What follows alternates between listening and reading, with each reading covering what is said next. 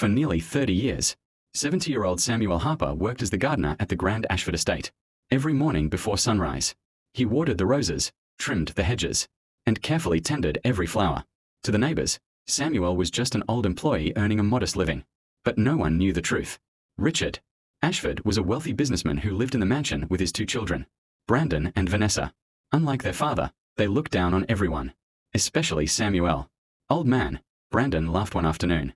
"You've been cutting grass your whole life. Is that all you've achieved?" Samuel simply smiled. "I enjoy honest work." Vanessa rolled her eyes. "If I were you, I'd be embarrassed." The servants hated hearing the insults. But Samuel never argued. He simply returned to his flowers. Unknown to everyone, Richard and Samuel had been best friends since they were teenagers. Together, they had started a landscaping business decades earlier. When the company became successful, Richard insisted they expand into real estate. Samuel agreed, but with one condition: "I don't want the spotlight." So every business was registered under Richard's public name, while Samuel quietly remained a silent co-owner.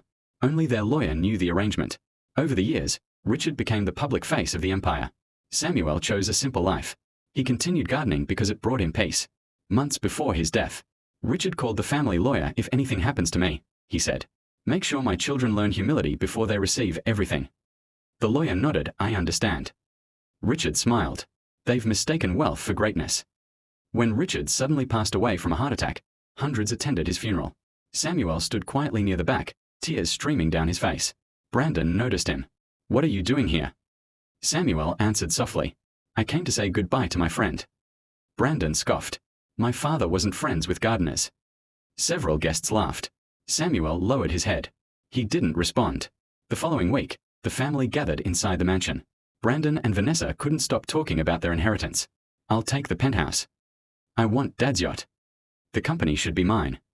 The lawyer entered carrying several folders. After greeting everyone, he began reading. Richard's personal belongings were divided among charities and longtime employees. Then came the final page: the Ashford estate.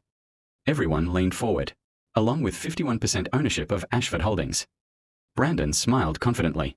"Is hereby transferred to Samuel Harper."